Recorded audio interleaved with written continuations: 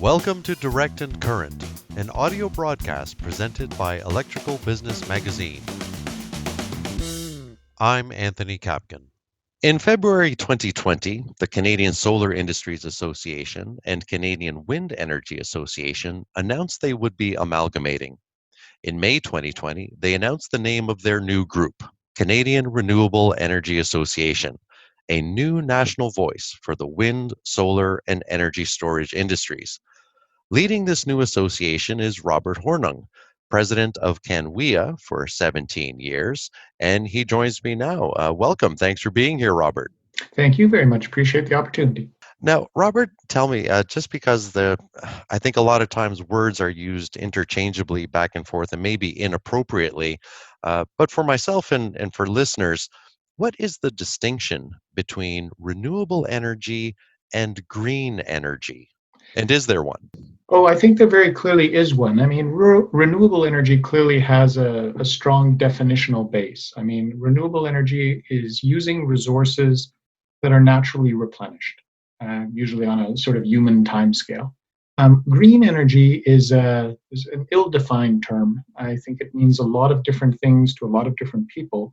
And I actually prefer not to use that term because I think it doesn't provide a clear sense of what we're talking about. Whereas I think renewable energy is quite clear in terms of saying, if you're going to be a renewable energy source, that resource has to be naturally replenished. I like that. I'm glad you helped spell this out and help me understand. And I also like that you included in there the human time scale. So that's a good distinction. I'm glad you brought that up. No, I think it is important. There are a lot of words that we use in discussions around energy, which have grown to mean many different things to many different people. Sustainable is another example, I think, of a word like that. It's a space where we're going to have an increasing amount of dialogue and discussion, and I think the clearer we are in our language, the easier it will be to find a path forward. That's a very good point. If everyone is speaking the same language, then by default, we should be able to better understand one another. So now, Robert, you are the now president, leader of the new association, Canadian Renewable Energy Association. But before that, you were leading the Canadian Wind Energy Association for nearly 2 decades, 17 years. Now, during that time, you must have witnessed a lot of change. Can you describe for me, back then, what was the renewables landscape like, and how has it changed over the years? And I'm thinking technologically, politically. I know NIMBYism rears its ugly head here and there. Perhaps you could speak to some of those changes and attitudes in the population. Sure. I mean, I feel very fortunate to have had the opportunity to be involved with the Wind Energy Association for as long as I have been. And it's been an amazing journey in many ways. When I started with CanWEA, there were less than 300 megawatts of installed wind energy capacity in Canada. We have now individual wind farms that are bigger than them. When I started, wind energy was clearly seen as a marginal power source, wasn't really taken very seriously. I even heard public discussion of it being called toy power at that point in time. And what we've seen since then, first and foremost, is a tremendous advancement in technology and evolution, which has helped to drive down costs of wind energy very, very significantly. Solar energy is on a very similar curve at this point in time. And we also saw governments start to take some steps that facilitated the entry of wind energy into the market so that it could secure some economies of scale. And I think wind energy has actually been an incredible success story in Canada and around the world, but in Canada certainly as well. Wind energy is now clearly recognized as a mainstream energy source in Canada. It produces enough electricity to meet about 7% of electricity demand in Canada now. It's been the leading source of new generating capacity in Canada for more than a decade. And we've seen in the last couple of years, as costs have continued to come down, recent competitive tendering processes in Alberta gave us prices for wind energy of less than 4 cents per kilowatt hour. And so it's also quite clear now that if you want to build new electricity generation in Canada, the lowest cost source of new electricity generation is actually wind energy. And that's why I think, in terms of taking on this new role, I feel very, very fortunate because I feel these technologies have a tremendous future. not only because they're consistent, I think, with some of the environmental imperatives that we're going to be dealing with going forward in terms of climate change, but because also from an economic basis and a cost competitiveness basis, these technologies are well positioned to compete for new opportunities going forward. And we see that in terms of the perspective of customers on this. One of the main drivers right now for renewable energy growth around the world is actually corporate and institutional procurement of renewable energy. Companies like General Motors or Johnson & Johnson or Google or Facebook were going out and signing agreements to purchase renewable energy, in part to meet their own sort of corporate environmental sustainability commitments, but primarily because they want to get the lowest cost power. We see growing interest in renewable energy at the level of the homeowner, in terms of people looking to install solar panels on their rooftops or to have a battery coupled with that in their home. So I really do believe that there is strong and growing support for the deployment of renewable energy going forward. And I think the evolution that we've seen in terms of the technology and its cost competitiveness promises a very brilliant and bright future for these technologies.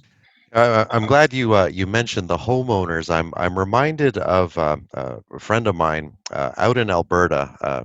Redoing his home. Now, Alberta is typically seen as the land of oil and gas dinosaurs, but he was telling me that he set aside a certain amount of funds to put solar on his rooftop, solar in his home, and draw power that way. And he said to him, it was a choice. I could either spend that money on an updated kitchen, or I could, generate my own electricity. And so he decided to go the route of generating his own electricity. Well, and I think at the end of the day, one of the things that we're seeing in the electricity system as a whole is, a system that it's going through a fairly fundamental transformation. I mean, for many decades, we've worked with an electricity system that is built around the concept of large generating stations, extensive transmission networks that sort of deliver power out to homes from a limited range of sources. I believe where we're headed in the future is a system that is much more diversified. We're going to see many, many different kinds of ways to produce electricity. It's going to be much more decentralized. We'll see smaller scale generation. We will see generation at the level of the home and at the individual business. And that will actually make the system more resilient and more interconnected going forward. So I do think that it also means that we'll see, frankly, consumers and customers playing a stronger role in determining what the shape of that system is going to be in the future. And again, one of the reasons we feel optimistic when we look ahead is we're pretty sure that people are going to rank pretty highly in terms of what they're looking for: environmentally friendly sources of generation and low-cost sources of generation. And again, we think the technologies that we're representing in this new association sort of fit that to a T. Yes, I am glad you mentioned the price of the technology or cost of the technology coming down, because too often I hear that it's only tree huggers or climate change activists who will subscribe to renewable energy, and that economy and cost has nothing to do with it. But you put forward a very compelling case that regardless of climate change denial or acceptance, it just makes economic sense to also go this route. Well, and in fact, an organization like Bloomberg New Energy Finance has come out and stated that during this decade, the decade of the 2020s, we will reach a point where new wind and solar generation will be cheaper to build and operate than to continue operating existing coal-fired generation. This is how rapidly the costs are coming down. So again, this is part of why I think the electricity system and the electricity grid as a whole is undergoing a really fundamental transformation, as technologies are moving so quickly. In fact, I would argue that the technologies are moving at a pace that it's challenging for market frameworks and regulatory frameworks to keep up. But I think everyone is working very hard to try and ensure that consumers will be able to benefit from these changes as they are coming forward. So when I saw that Canadian Renewable Energy Association is for wind, is for solar, and energy storage. I was surprised because that wasn't in the mix before, but also not surprised to see energy storage in that mix. Because to me, it seemed that in the renewables equation, energy storage has been underrepresented in the public consciousness. So rather than put words in your mouth, can you tell me about the discussion decisions that prompted the addition of energy storage into Canadian Renewable Energy Association's mandate, and what sort of energy storage systems are we talking about? Yeah, I mean, I think energy storage is going to have a critical role to play in supporting the electricity grid going forward as more and more sources of variable generation like wind and solar come onto the grid. Energy storage provides a mechanism to, in essence, flatten out that production, ensure that power is available when it's required. And from our perspective, we've seen a tremendous amount of growth in interest and investment in energy storage at this point in time, in anticipation of this rapid expansion of wind and solar going forward. And energy storage can be applied at the project level. So, for example, you see a growing number of wind and solar facilities in Europe and in North America that are now being built not as a wind farm, but as a wind farm with batteries, or a solar farm with batteries. But you also see energy storage systems being built independently of renewable generation to provide services to the grid that will help manage, again, variable generation. And for this new association, we're technology agnostic with respect to storage. There are many different technologies available and many different scales at which they can be applied. We talked earlier about people having batteries in their home to couple with their solar panels on their roof. You could have pumped hydro storage. You could have compressed air storage. You could have large battery facilities. You can use hydrogen as a storage mechanism. There are a whole range of technologies that are available, and they're going just to have an increasingly important role to play as we go going forward. And in Canada right now, relative to other jurisdictions, we're probably a bit behind in terms of the application of energy storage. There's one good reason for that, and that is because we have an electricity grid that is dominated by hydroelectric production. And our hydroelectric production actually can play a very important role in terms of energy storage with the large reservoir dams that we have in this country. But having said that, the challenge to introducing more storage in Canada is not a technology problem, it's a markets problem. Our storage is an interesting thing to bring into the grid because it's not just a generator. It can feed power into the grid, but it can provide a whole range of other services to the grid as well to help with the stability of the grid, the reliability of the grid. And right now we see electricity system operators sort of struggling. I shouldn't say struggling. They're working to figure out how to provide signals that actually provide incentives and compensation and value. And I think that's moving quite rapidly. And so we would expect to see a very significant expansion in energy storage emerging going forward. And as I said, from our perspective, it's a tremendous enabler of new wind and solar energy deployment. And so we see a lot of common interest and synergies there that we feel we can move together on as a single association. Definitely true about the synergies. I'm quite glad to actually see that this has become part of the mix, part of the mandate, because not being directly involved, but sort of looking at it from the side, it just seems like the right decision. Seems like it makes sense. Now, Robert, and we kind of touched upon this with the first question. The difference between green energy and renewable energy. Things get muddied, things get confused. I want to bring you to a couple quotes from a gentleman from a conference symposium last year who does research and stuff in the fossil fuels industry, and he was saying that we're speaking of the Paris Accord specifically. He said we're not in a race to deploy renewables; we're in a race to reduce emissions. So when governments, the general public, industry are faced with multitudinous viewpoints from educated people, not just common Facebook chats, but educated people. What tact will the Canadian Renewable Energy Association take for promoting its message and getting buy-in from all these various disparate interests? Well, from our perspective, a discussion that is based in rhetoric doesn't get us very far. So I guess first and foremost, I would say we have a keen interest in ensuring that our discussions and debates around energy are fact-based. Because we want to ensure that decisions that we are taking are well-informed decisions going forward. It's not our intention as an association to attack any other form of generation. We will sort of compare different forms of generation on a fact basis in terms of various attributes that they have. But the reality is that we are going to need a lot of different approaches to deal with targets like that identified in the Paris Accord. I'll reference again Bloomberg New Energy Finance. They've, in their recent New Energy Outlook, they projected that by 2050, 50% of global electricity would come from wind energy, solar energy, coupled with energy storage. So again, this is why we're optimistic. We think we have a lot of room to grow, but that means 50% is still coming from something else. And it's going to be important that that technology is non-emitting if we're serious about our climate objectives.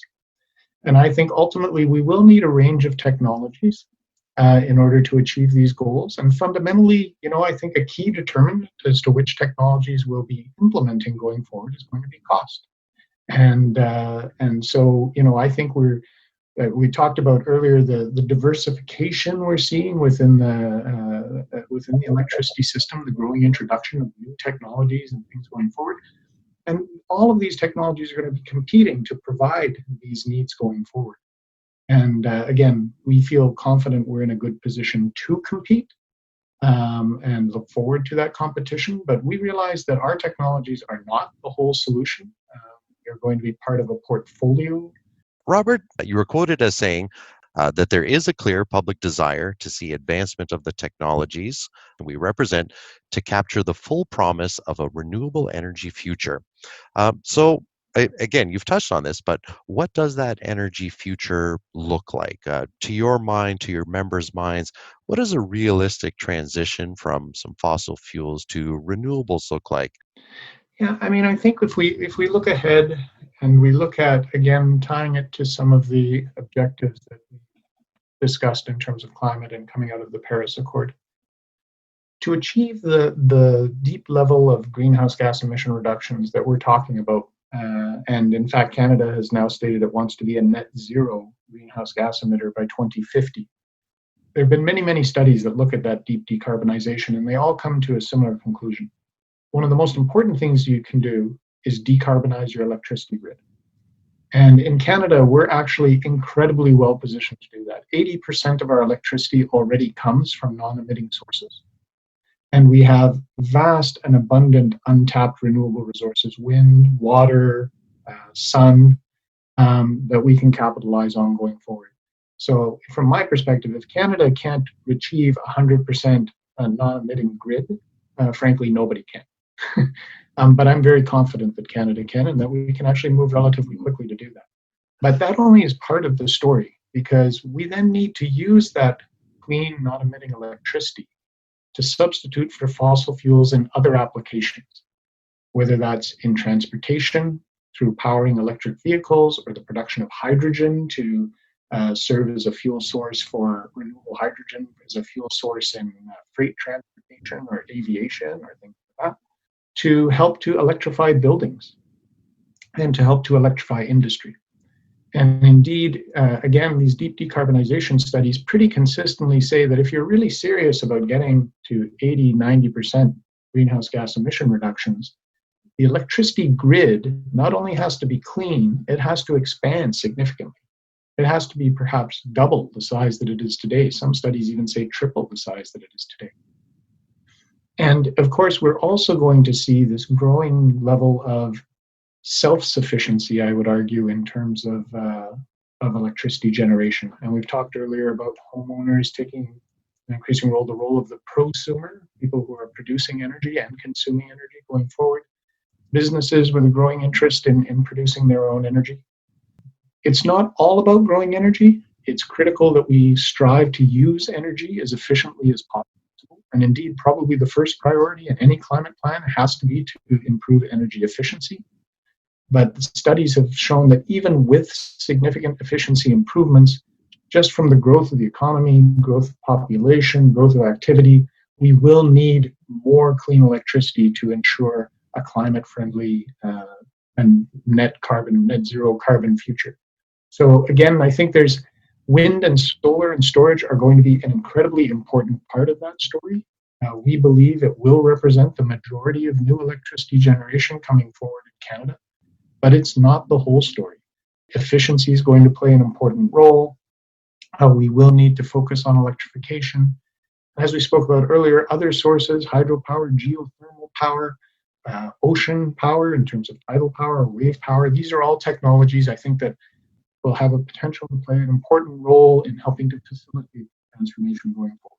That is definitely a lot of ways to generate electricity, and I like the point you mentioned that if Canada can't do it, then really no one can. We're truly blessed as a country in terms of the abundance of resource that we have and can capitalize on. And if we're, from my perspective, if we're smart about it and move to become a leader in moving to a non-emitting grid, we will gain knowledge, expertise, sort of work with different technologies that will provide us with tremendous opportunities in other countries in terms of sharing that knowledge, exporting that expertise as other countries work to do similar things. Because in the end, climate, of course, is a global challenge.